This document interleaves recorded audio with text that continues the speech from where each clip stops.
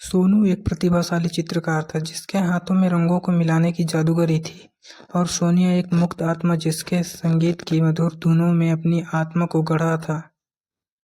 उनकी मुलाकात एक दुर्घटना में हुई जब सोनू की पेंटिंग ब्रश सोनिया की नोटबुक पर गिरी और उसमें रचा बसा संगीत रंगों में बहने लगा। प्यार ने धीरे धीरे अपने पंख पसारने लगे। सोनू और सोनिया ने साथ मिलकर संगीत और कला की एक नई दुनिया को जन्म दिया। लेकिन कहानी में तब मोड़ आया जब सोनिया को पता चला कि उसे विदेश में एक संगीत कार्यशाला के लिए चुना गया है। सोनू जो अपने चित्रों में सोनिया को ही चित्रित करता था, सोनू के लिए यह एक बड़ा धक्का था।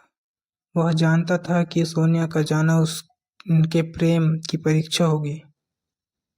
कई महीने बीत गए और सोनिया ने विदेश में संगीत की अपनी शिक्षा को गहराई से अपनाया। वहीं सोनू उदासी और अकेलापन महसूस करते हुए अपने चित्रों में वही प्रेम प्रकट करने की कोशिश कर रहा था जो सोनिया के सौजन्य में उसे महसूस होता था। सोनिया अपनी संगीत यात्रा को पूरा किया और वापस आ गई। सोनू और सोनिया का पुनर्मिलन हुआ, लेकिन कुछ बदल गया था। संस्कृति मतभेद, सोनिया के संगीत में बदलाव और सोनू के चित्रों में आई उदासी ने उनके प्यार को प्रभावित किया। फिर भी उनका प्यार कुछ इस तरह का था जो बाधाओं को मात देकर उभरा। एक दिन सोनू ने सोनिया के सामने वह चित्र प्रस्तुत किया जिससे उसने उसकी अनुपस्थिति में बनाया था। सोनिया ने उसमें अपने लिए सोनू की गहराई, उदासी और प्यार को महसूस किया। उसी पल सोनिया एक ऐसी धुन बजाई जिसमें उसने अपने दिल के हर कोने से सोनू के प्रति अपने प्रेम को व्यक्त किया।